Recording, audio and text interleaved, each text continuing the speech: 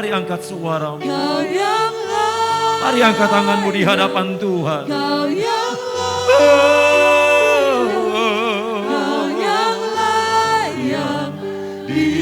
Disembah. Sekali lagi kita katakan, Kau yang layak, Kau yang layak, Kau yang layak disembah. Kau yang layak, Kau yang layak, haleluya, Kau yang layak disembah. Haleluya, haleluya, haleluya. Engkau layak disembah Tuhan. Engkau layak terima pujian kami. Terima kasih untuk segala kebaikan Tuhan. Saat ini firman-Mu akan ditaburkan. Berbicaralah lewat hamba-Mu dan kami yang mendengar. Kuduskan kami semua. Di dalam nama Tuhan Yesus Kristus. Haleluya. Amin. Puji Tuhan. Puji Tuhan. Kita membuka Alkitab kita di dalam Esra pasal yang pertama, ayat yang pertama sampai ayat yang ke-11. Esra pasal yang pertama, ayat yang pertama sampai ayat yang ke-11. Saya mengundang sama-sama kita bangkit berdiri untuk pemberitaan firman Tuhan ini. Kores mengizinkan orang-orang buangan pulang ke negerinya. Pada tahun pertama zaman Kores, raja negeri Persia, Tuhan menggerakkan hati Kores, raja Persia itu untuk menggenapkan firman yang diucapkan oleh Yeremia, sehingga disiarkan di seluruh kerajaan Kores secara lisan dan tulisan pengumuman itu. Beginilah perintah Kores raja Persia, segala kerajaan di bumi telah dikaruniakan kepadaku oleh Tuhan Allah semesta langit. Ia menugaskan aku untuk mendirikan rumah baginya di Yerusalem yang terletak di Yehuda. Siapa di antara kamu termasuk umatnya, Allahnya menyertainya, biarlah ia berangkat pulang ke Yerusalem yang terletak di Yehuda dan mendirikan rumah Tuhan Allah Israel, yakni Allah yang diam di Yerusalem. Dan setiap orang yang tertinggal dimanapun ia ada sebagai pendatang harus disokong oleh penduduk setempat dengan perak dan emas, harta benda dan ternak, di samping persembahan sukarela bagi rumah Allah yang ada di Yerusalem. Maka berkemaslah kepala-kepala kaum keluarga orang Yehuda dan orang Benyamin, serta para imam dan orang-orang Lewi, yakni setiap orang yang hatinya digerakkan Allah untuk berangkat pulang dan mendirikan rumah Tuhan yang ada di Yerusalem. Dan segala orang di sekeliling mereka membantu mereka dengan barang-barang perak, dengan emas, harta benda dan ternak, dan dengan pemberian yang indah-indah, selain dari segala sesuatu yang dipersembahkan dengan sukarela.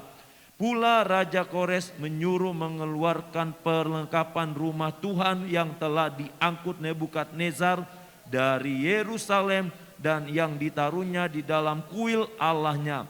Kores Raja Persia itu menyuruh mengeluarkan semuanya itu di bawah pengawasan Mitredat, bendahara raja, yang menghitung seluruhnya bagi Sesbazar, pembesar di Yehuda.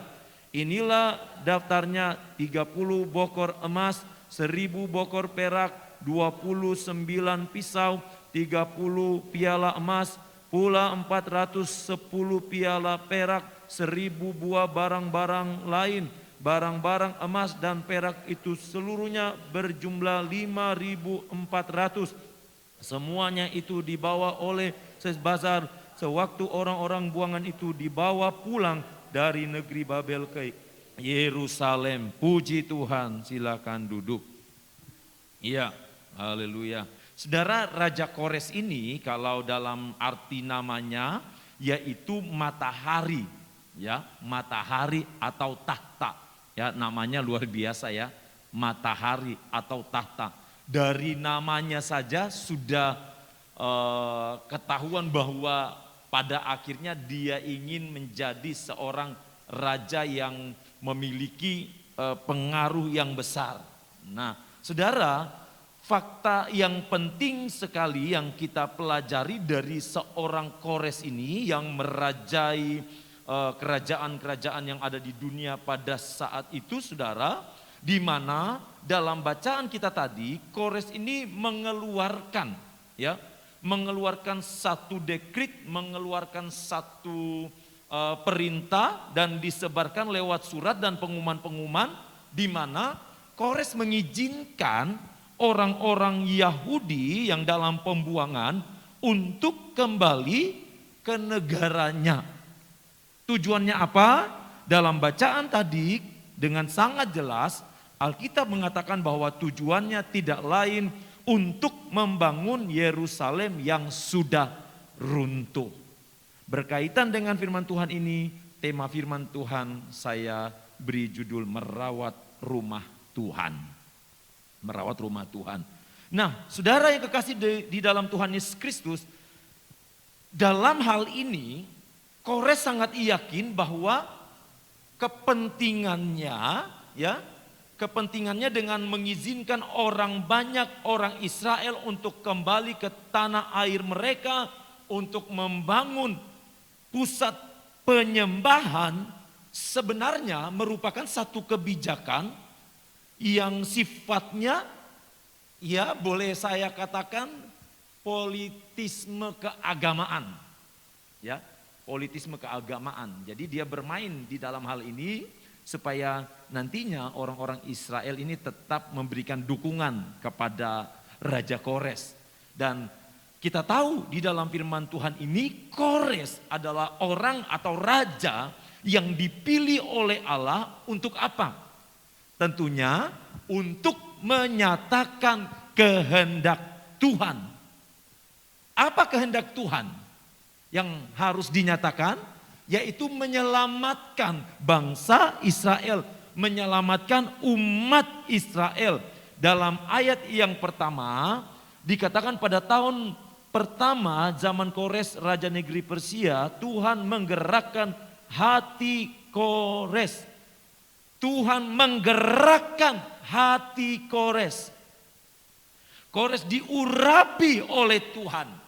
Kores dipakai oleh Tuhan. Dipakai oleh Tuhan untuk melaksanakan satu tugas yang sangat penting yang Tuhan mau agar nantinya Kores mampu atau dapat membawa orang-orang Israel keluar dari perhambaan. Tentu ini misi Allah, sebab Israel ada di dalam masa pembuangan dan saat itu ia ada di bawah pemerintahan kerajaan Kores. Nah saudara, mengapa seorang raja yang boleh saya katakan dia adalah seorang raja kafir, ya, raja yang tidak percaya kepada Allahnya Israel, tetapi saudara, Kores dipakai oleh Tuhan dan mengeluarkan perintah tersebut bagi umat Israel. Nah, mengapa Kores mengeluarkan perintah tersebut? Bukankah kalau kita lihat dari sudut pandang politik, bisa saja ini merugikan Raja Kores?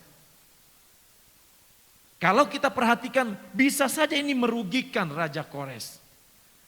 Tetapi saudara yang kekasih di dalam Tuhan Yesus Kristus, perhatikan kembali bacaan kita bahwa dalam hal ini Tuhan sudah mengaruniakan kerajaan kepada Kores.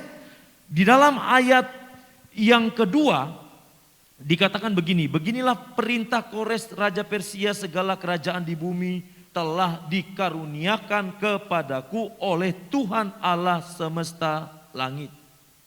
Seluruh kerajaan di muka bumi telah diserahkan kepada Kores, telah dikaruniakan kepada Kores.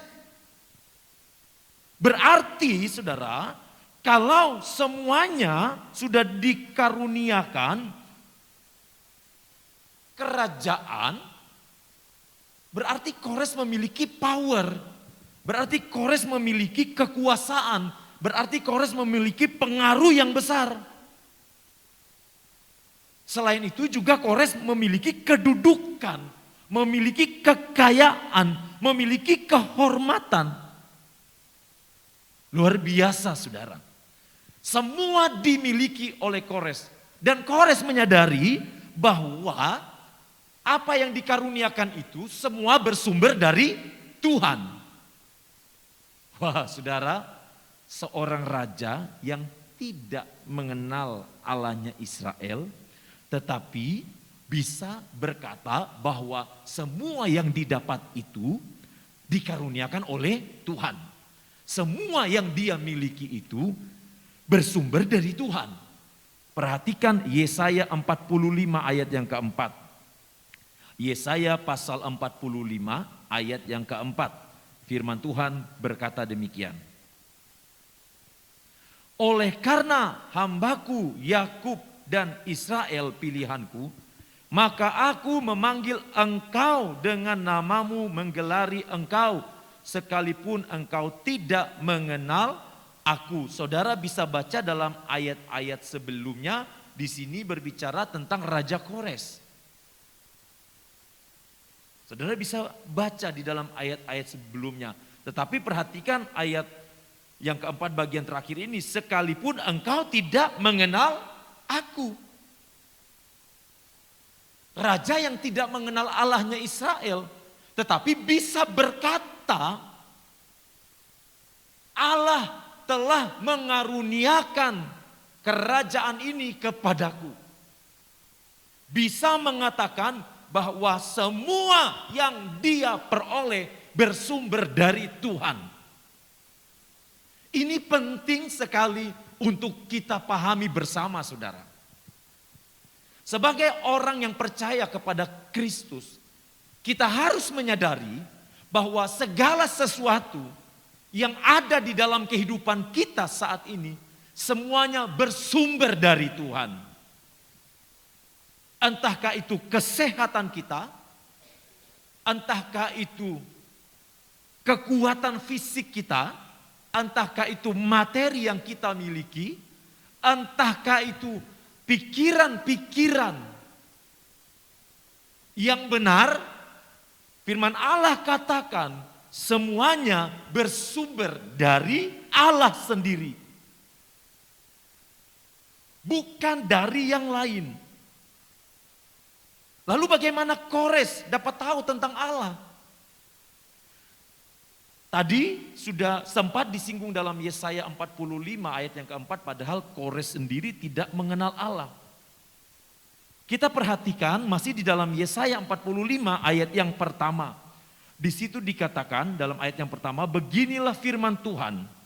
Inilah firmanku kepada orang yang kuurapi, kepada Kores yang tangan kanannya ku pegang supaya aku menundukkan bangsa-bangsa di depannya dan melucuti raja-raja, supaya aku membuka pintu-pintu di depannya dan supaya pintu-pintu gerbang tidak tinggal tertutup.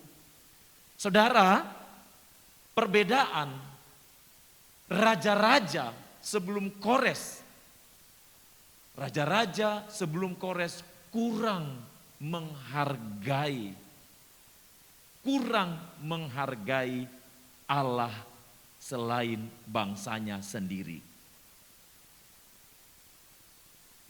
Kalau raja-raja sebelum Kores, dia hanya menghargai Allahnya sendiri atau Allah mereka sendiri, para dewa-dewa dan yang lain sebagainya. Tetapi Kores, dia menghargai kepercayaan dari orang-orang yang ada di negaranya, di bawah pemerintahannya. Dia menghargai semua perbedaan. Makanya Tuhan memakai Kores. Bukan Nebukadnezar yang dipakai dalam masa pembuangan yang ada untuk dikembalikan, membangun kembali rumah Tuhan. Tetapi Tuhan memakai Kores.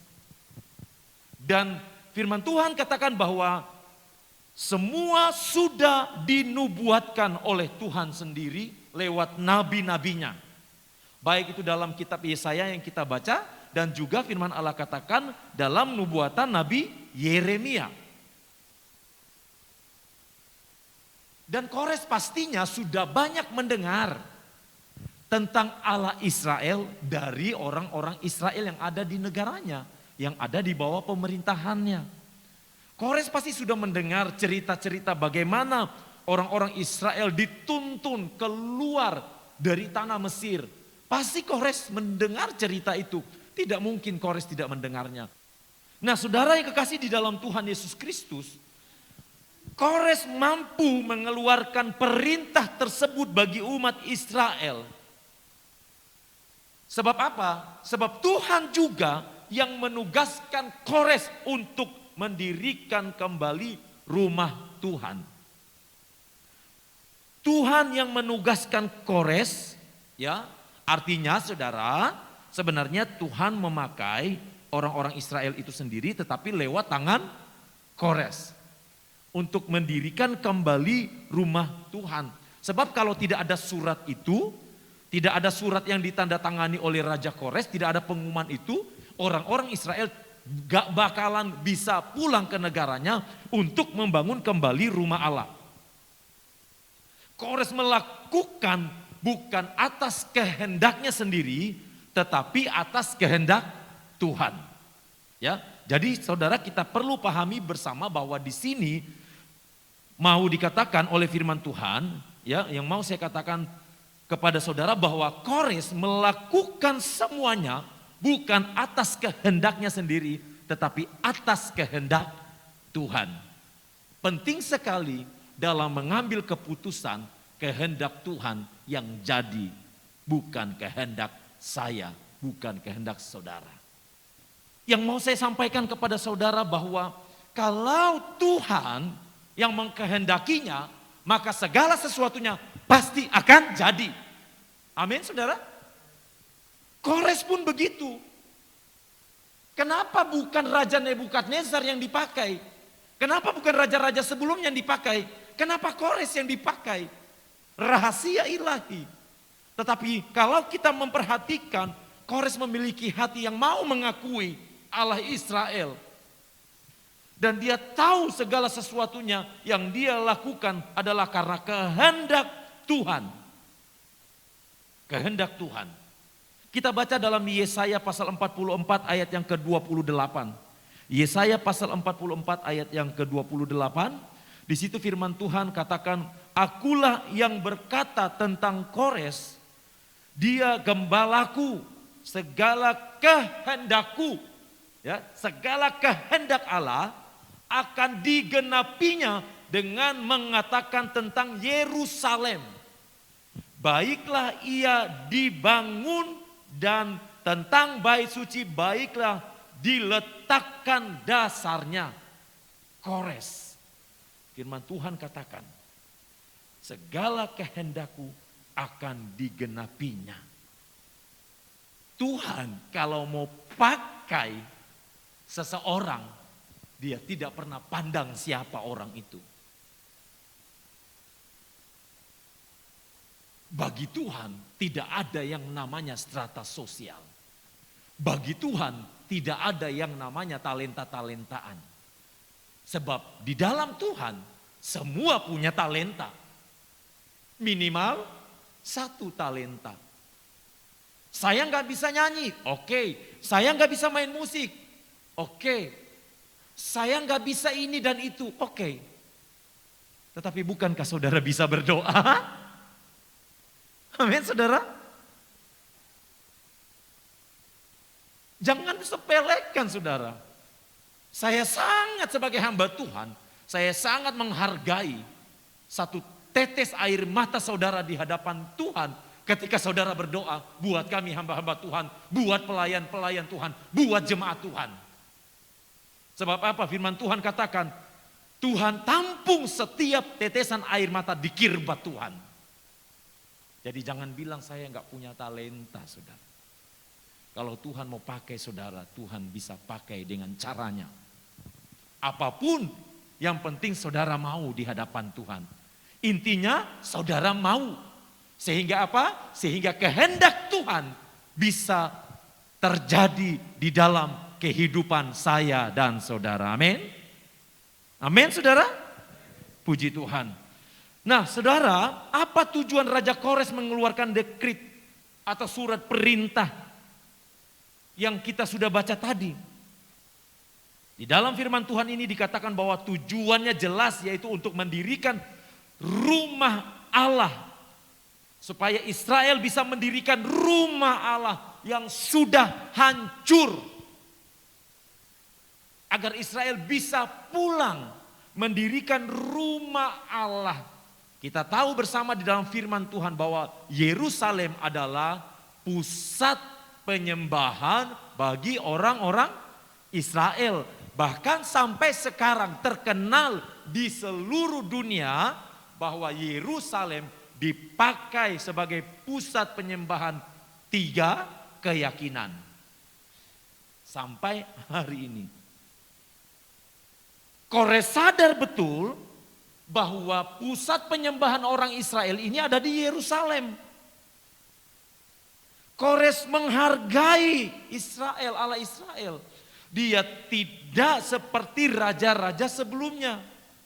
Kores juga mengeluarkan perintah ini agar apa? Agar Israel dapat mempersembahkan korban yang murni. Agar Israel dapat mempersembahkan korban yang tulus di hadapan Tuhan. Esra pasal yang pertama ayat yang keempat dikatakan, dan setiap orang yang tertinggal dimanapun ia ada sebagai pendatang harus disokong oleh penduduk setempat dengan perak dan emas, harta benda dan ternak di samping persembahan sukarela bagi rumah Allah yang ada di Yerusalem. Agar Israel dapat mempersembahkan korban yang murni di hadapan Tuhan. Mempersembahkan korban adalah hal terindah bagi Israel. Semua orang-orang Israel pengen sekali mempersembahkan korban. Pengen sekali membawa persembahan di Yerusalem. Yang merupakan pusat penyembahan. Saudara, di dalam 1 Petrus pasal yang kedua ayat yang kelima, 1 Petrus pasal yang kedua ayat yang kelima, di situ dikatakan biarlah kamu juga dipergunakan sebagai batu hidup untuk pembangunan suatu rumah rohani bagi suatu imamat kudus untuk mempersembahkan persembahan rohani yang karena Yesus Kristus berkenan kepada Allah. Dalam Roma pasal 12 ayat yang pertama, karena itu saudara-saudara, demi kemurahan Allah aku menasihatkan kamu supaya kamu mempersembahkan tubuhmu sebagai persembahan yang hidup, yang kudus dan yang berkenan kepada Allah. Itu adalah ibadahmu yang sejati. Saudara, Kores mengeluarkan izin supaya Israel dapat mempersembahkan korban. Supaya Israel dapat memperbaiki rumah Allah yang sudah rusak. Rumah Allah yang sudah runtuh. Nah, di dalam perjanjian baru, firman Allah katakan bahwa saya dan saudara adalah bait Allah, bait Roh Kudus. Nah, kalau kita pahami bahwa kita adalah bait Roh Kudus, seyogyanya kita harus mempersembahkan persembahan terbaik buat Tuhan, yaitu seluruh hidup kita di hadapan Tuhan. Kenapa saudara? Jangan kaget. Sebab apa? Firman Tuhan katakan bahwa persembahan terbaik adalah segenap kehidupan kita di hadapan Tuhan. Itu persembahan terbaik. Nah, kalau seluruh kehidupan kita ini, tubuh kita adalah persembahan terbaik, berarti kita harus jaga. Kita harus jaga. Benar saudara? Setiap orang pasti pernah sakit. Benar gak saudara? Jangan bilang saya gak pernah sakit. Gak mungkin, waktu saudara kecil, yang tahu orang tua saudara. Setiap orang pernah sakit. Tetapi bukan sakit yang dibuat-buat, benar saudara? Bukan sakit akibat kesalahan kita sendiri. Misalnya begini saudara, ya, sakit yang dimaksud akibat kesalahan kita sendiri, sudah tahu bahwa segala sesuatu yang dimakan berlebihan itu tidak baik, kita sikat terus. Saudara yang kekasih di dalam Tuhan Yesus Kristus, kalau kita menyadari tubuh kita bait Allah, maka kita akan serahkan semuanya ke dalam tangan Tuhan, supaya Tuhan memproteksi kita.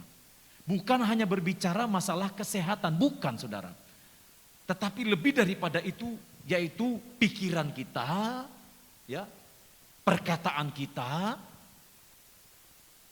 Seringkali orang memperhatikan hal-hal yang tampak dari luar, tetapi yang di dalam ini gak diperbaiki saudara.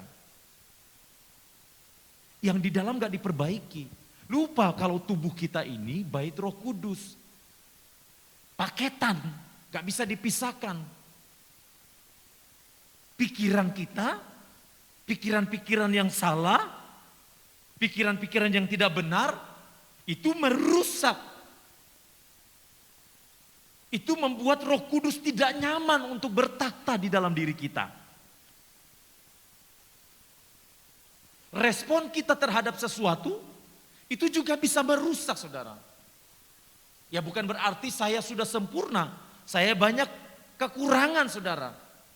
Tetapi saya mau belajar dalam meresponi segala sesuatu yang datang dalam kehidupan saya. Apa yang datang dalam kehidupan saudara, mungkin hal itu menyakitkan saudara. Mungkin hal itu membuat saudara mangkel. Mungkin hal itu membuat saudara uring-uringan. Tetapi saudara yang kekasih di dalam Tuhan Yesus Kristus, penting sekali kita meresponi segala sesuatu dengan benar. Ini harus kita lakukan saudara. Karena apa? Karena kita bait Roh Kudus. Bait Roh Kudus. Nah saudara yang kekasih di dalam Tuhan Yesus Kristus, selain itu tujuan dari Kores ini ingin mengembalikan fungsi rumah Tuhan sebagaimana mestinya. Nah di sini saudara kartu asnya. Tuhan mau fungsi rumah Tuhan di Yerusalem berfungsi sebagai mestinya, berfungsi kembali. Tuhan mau seperti itu. Demikian juga dalam hidup saya dan saudara. Tuhan mau, ya, Tuhan mau bait Allah ini berfungsi sebagaimana mestinya. Kalau Tuhan ciptakan kita sebagai pemuji dan penyembah, seharusnya kita banyak-banyak menyembah Tuhan. Oh, berarti saya nggak usah kerja dong, Bapak Gembala. Masa hanya memuji menyembah Tuhan? Saudara, bukan begitu maksudnya. Memuji menyembah Tuhan itu kan dalam kehidupan saudara setiap hari. Saudara bekerja dengan benar kan berarti saudara sudah memuliakan Tuhan. Saudara bekerja dengan benar di kantor saudara, di gudang saudara, di toko saudara, saudara bekerja dengan benar, berarti saudara sudah mempersembahkan persembahan terbaik di hadapan Tuhan. Tapi banyak orang yang tidak mengerti hal ini. Mengapa banyak perusahaan yang kolaps? Karena karyawannya tidak merasa memiliki. Coba karyawan-karyawan itu merasa memiliki.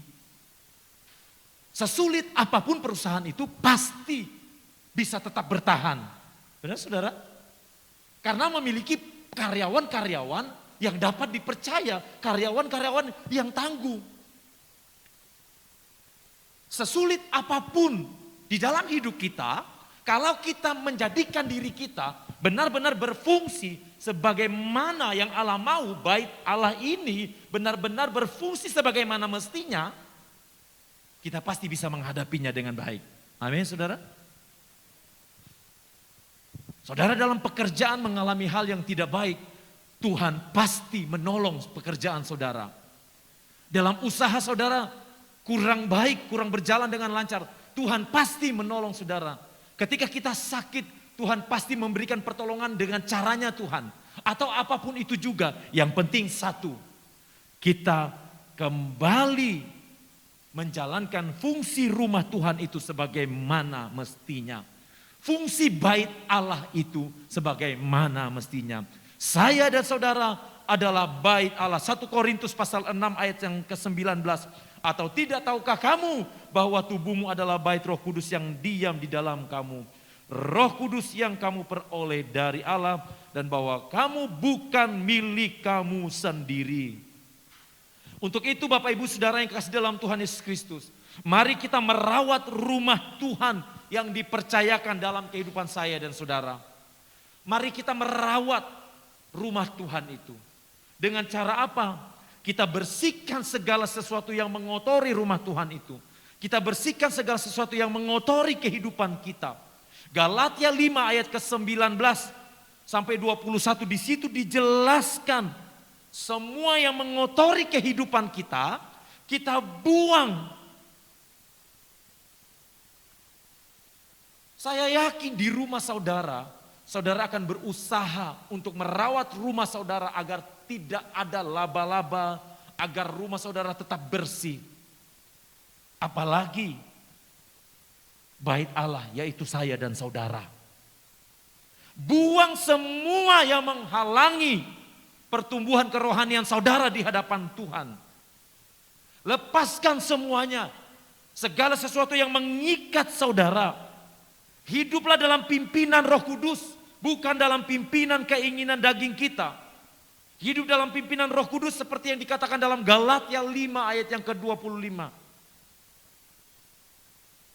Kalau kita hidup dalam pimpinan Roh Kudus, Tuhan pasti selalu memberikan jalan keluar buat kita. Amin, saudara.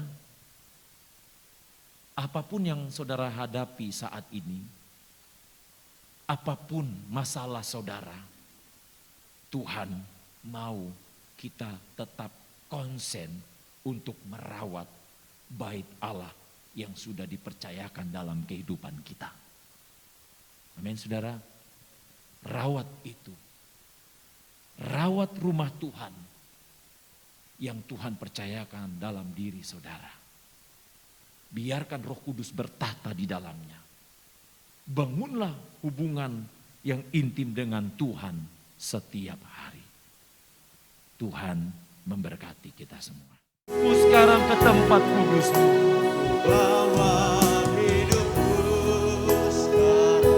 Mari kita angkat tangan kita di hadapan Tuhan. Kita nyanyikan pujian ini dari hati kita yang paling dalam. Oh Tuhan,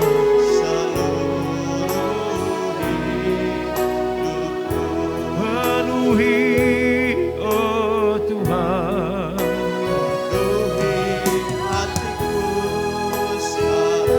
makasih Tuhan.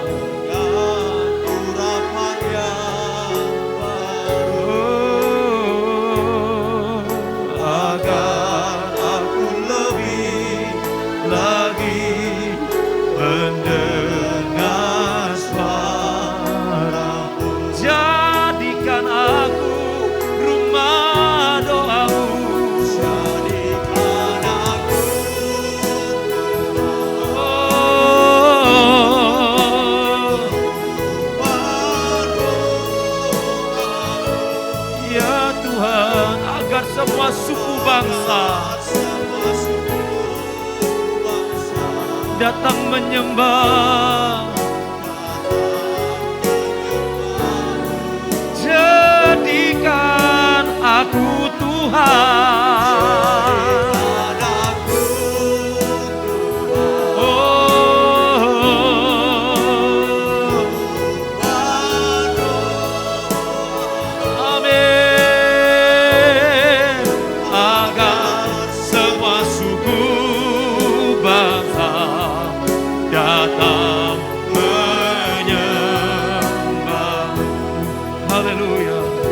Bapak Ibu Saudara yang kekasih di dalam Tuhan, saya tidak tahu apa yang saudara hadapi saat-saat ini.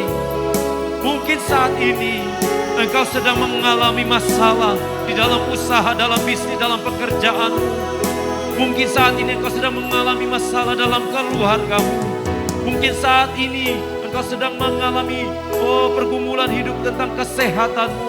Atau apapun itu juga saudara. Mari bawa di dalam hadirat Tuhan.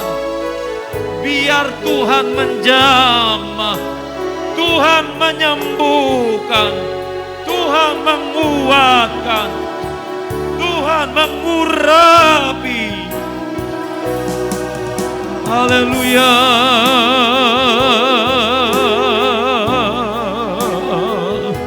Oh ya Allah, oh haleluya. Oh haleluya. Haleluya. Haleluya. Glory, glory. Haleluya, haleluya. Ibaraya labasangka tapabalaba. Haleluya, haleluya. Terima kasih. Haleluya. Kalau Kores dipakai Tuhan, Tuhan juga mau pakai saya dan saudara. Tuhan mau kita hidup dalam kebenaran firman-Nya. Tuhan mau kita percaya kepada Dia. Kalau kehendak-Nya dinyatakan di dalam hidup saya dan saudara, maka tidak ada satupun yang bisa menggagalkan rencana-Nya.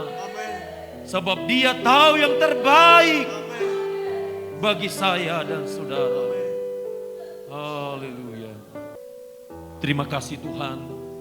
Saat ini hamba juga berdoa buat seluruh umat Tuhan yang hadir malam hari ini, yang sudah melayani pekerjaan Tuhan, yang sudah memuji memuliakan Tuhan, yang sudah memberikan persembahan-persembahan apapun itu juga Tuhan, yang sudah memberkati kami hamba-hambamu, yang sudah memberkati gerejamu, rumah Tuhan.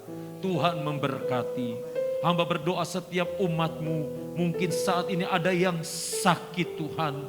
Oh Tuhan, jamah Tuhan sembuhkan di dalam nama Tuhan Yesus Kristus. Yang lemah Engkau kuatkan, yang susah Engkau hiburkan.